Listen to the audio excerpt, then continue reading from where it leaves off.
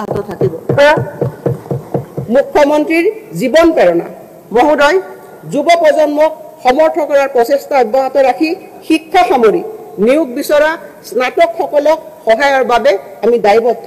তেওঁলোকে সন্মুখীন হোৱা প্ৰত্যাহ্বানবোৰক স্বীকৃতি দি চাকৰি সন্ধান কৰাৰ সময়ছোৱাত তেওঁলোকক সুস্থিৰতা আৰু উৎসাহ দিবলৈ আমি এক বিত্তীয় সহায় কাৰ্যসূচী আৰম্ভ কৰিছোঁ।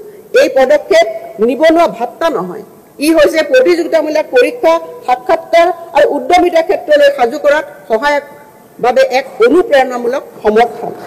মই আনন্দৰে ঘোষণা কৰোঁ যে অসমৰ চৰকাৰী বিশ্ববিদ্যালয় মহাবিদ্যালয়ৰ পৰা 2025 চনত উত্তীৰ্ণ হোৱা স্নাতকলৈ এবছৰৰ বাবে প্ৰতি মাহে 2500 টকাকৈ মুখ্যমন্ত্ৰীৰ জীৱন প্ৰেৰণাৰ অধীনত প্ৰদান কৰা হ'ব।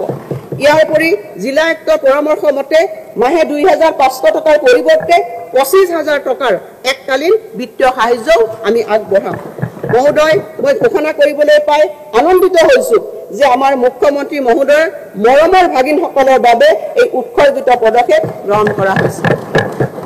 এই আঁচনিৰ অধীনত শৈক্ষিক উৎকৃষ্টতাক উৎসাহিত কৰাৰ এক উদ্ভাৱনীমূলক পদক্ষেপৰ কথা মই লগতে আনন্দেৰে ঘোষণা কৰিছোঁ।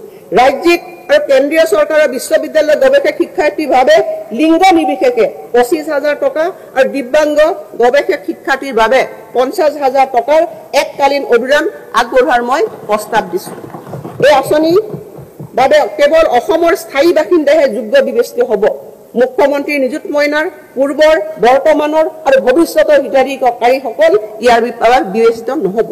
মই আনন্দৰে জনাওঁ যে আমি মুখ্যমন্ত্ৰীৰ জীৱন প্ৰেৰণা 2025 চনৰ অক্টোবৰ মাহত আমি আৰম্ভণি কৰিম আৰু ইয়াৰ ৰূপায়ণৰ বাবে মই 25 কোটি টকা ধাৰ্য কৰিছোঁ।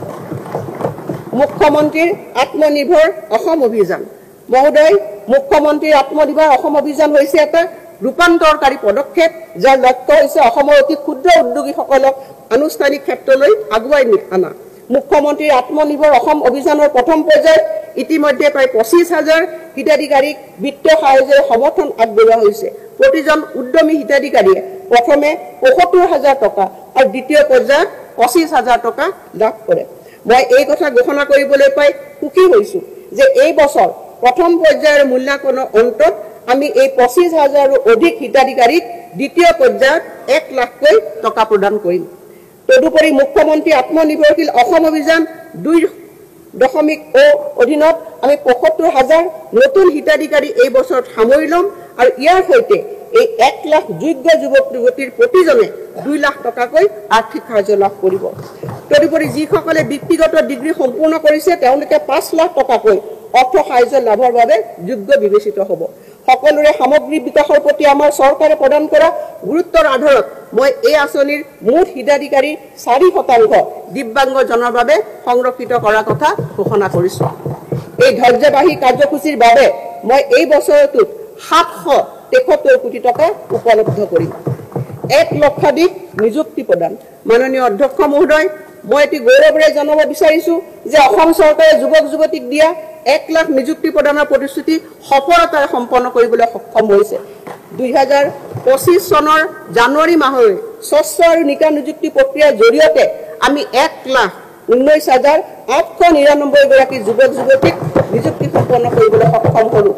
মই ইয়াত বিভাগ অনুসৰি তালিকা ইয়াত ৰাখি দিছোঁ অধ্যক্ষ মহোদয়। এতিয়া আমি আমাৰ 1 লাখ নিযুক্তিৰ প্ৰতিশ্ৰুতি সীমা কৰি অধিক নিযুক্তি প্ৰদানৰ দিশে আগবাঢ়িছোঁ।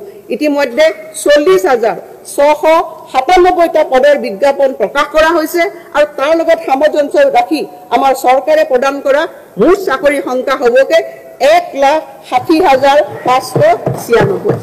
অধ্যক্ষ মহোদয়, মই নিযুক্তিৰ প্ৰকাশিত বিজ্ঞাপনো ইয়াত গাঁঠি দিছোঁ। এই মহামান্য সদনৰ সন্মানীয় সদস্যসকলক অৱলোকনৰ অৰ্থে তথ্যসহ মোৰ বাজেট বক্তৃতাৰ প্ৰতিলিপি সম্বন্ধিত এটা পেন ড্ৰাইভ আগবঢ়াইছোঁ। এয়া হৈছে এক প্ৰাৰম্ভিক প্ৰতিবেদন। নিযুক্তি প্ৰক্ৰিয়া সম্পূৰ্ণ হোৱাৰ পিছত 2025 চনৰ অক্টোবৰ মাহত প্ৰতিজন বাছনিকৃত প্ৰাৰ্থীৰ নামসহ বিস্তাৰিত ৰূপত এখন পুস্তিকা প্ৰকাশ কৰা হ'ব। খাদ্য সুৰক্ষাৰ নিশ্চিতি ৰাষ্ট্ৰীয় খাদ্য সুৰক্ষা আইনৰ হিতাধিকাৰীলৈ অতিৰিক্ত লাভ মহোদয়, ৰাষ্ট্ৰীয় খাদ্য সুৰক্ষা আইন NFSA 2013 অধীনত ৰাজ্যৰ 84% গ্ৰাম্য লোক আৰু 60% নগৰীয়া লোকলৈ খাদ্য যোগান ধৰা হৈছে।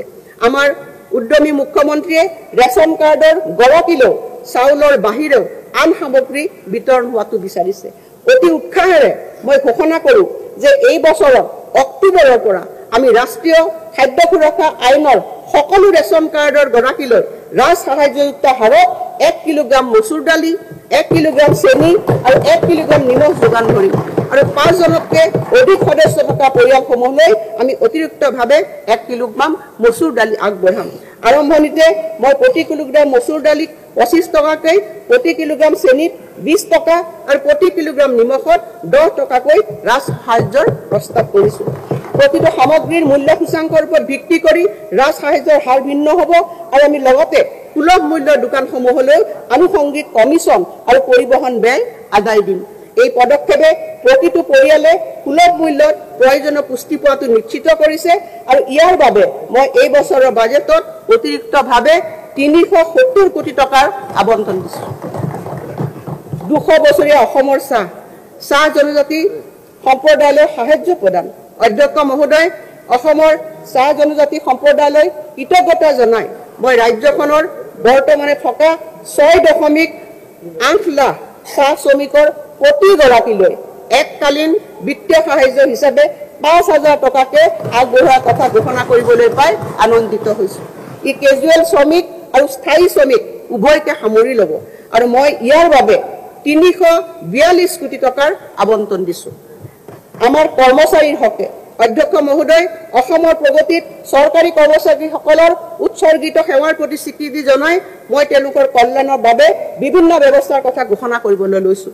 আমাৰ চৰকাৰে 2005 চনৰ 1 ফেব্ৰুৱাৰীৰ পূৰ্বে নিযুক্তি প্ৰক্ৰিয়া আৰম্ভ হোৱা নিয়মীয়া কৰ্মচাৰীসকলক পেঞ্চন পুঁজি নিয়ন্ত্ৰক আৰু উন্নয়ন কৰ্তৃপক্ষৰ চুক্তি অনুসৰি নতুন পেঞ্চন আঁচনিৰ তহবিলত জমা চৰকাৰৰ বৰঙণিৰ অংশ উভতাই দিয়াৰ চৰ্তত পুৰণি পেঞ্চন আঁচনি OPS-ৰ সুবিধা প্ৰদানৰ কথা বিবেচনা কৰিব। এই ক্ষেত্ৰত আমি কেন্দ্ৰীয় চৰকাৰে নিৰ্ধাৰণ কৰা নীতি নিৰ্দেশনা অনুসৰণ কৰিম। মই লগতে ঘোষণা কৰিব বিচাৰিছোঁ যে নতুন পেঞ্চন আঁচনিয়ে সামৰি লোৱা ৰাজ্য চৰকাৰৰ কৰ্মচাৰীলৈ একত্ৰিত পেঞ্চন আঁচনি UPS-ৰ সুবিধাও আগবঢ়োৱা হ'ব।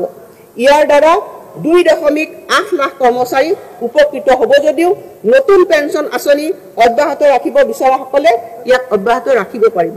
আয়ুষ্মান অসম মুখ্যমন্ত্ৰী লোকসেৱক আৰোগ্য যোজনাৰ অধীনত কেন্দ্ৰীয় চৰকাৰৰ স্বাস্থ্য আঁচনিৰ অধীনত ৰাজ্য চৰকাৰৰ চিকিৎসা মহাবিদ্যালয়, অসম কেঞ্চাৰ কেয়াৰ ফাউণ্ডেশ্যন, কেন্দ্ৰ আৰু বিবৰা কৰ্কট প্ৰতিষ্ঠানত চৰকাৰে নগদবিহীন চিকিৎসা সুবিধা প্ৰৱৰ্তন কৰিব।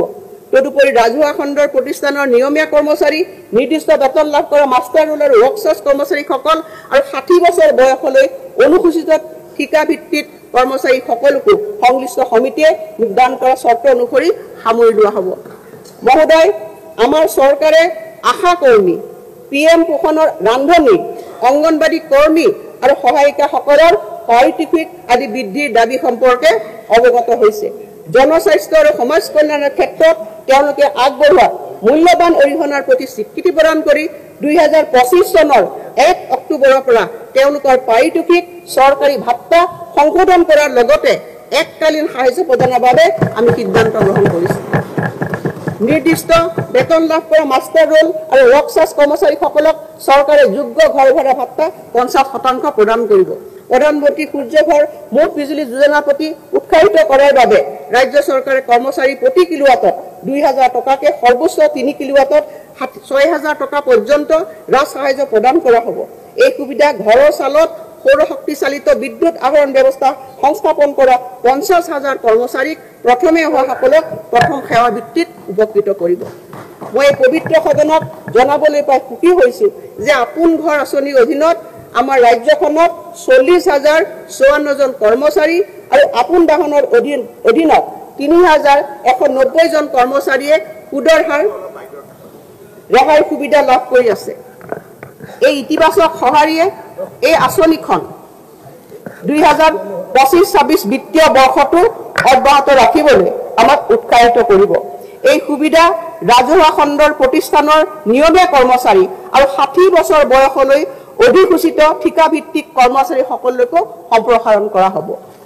শূন্য ব্যয় দুৰ্ঘটনা আৰু মৃত্যু বীমা, জিৰ' কষ্ট এক্সিডেণ্ট এণ্ড ডেথ ইঞ্চুৰেঞ্চৰ সুবিধা ঠিকা ভিত্তিক আৰু ৰাজহুৱা খণ্ডৰ প্ৰতিষ্ঠানৰ সেইসকল কৰ্মচাৰীলৈকে সম্প্ৰসাৰিত কৰাৰ কথা মই ঘোষণা কৰিলোঁ, যিসকলে তালিকাভুক্ত বাণিজ্যিক বেংকৰ পৰা দৰমহা লৈ আছে। অধ্যক্ষ মহোদয়, মই এতিয়া 11 নম্বৰলৈ আহিছোঁ।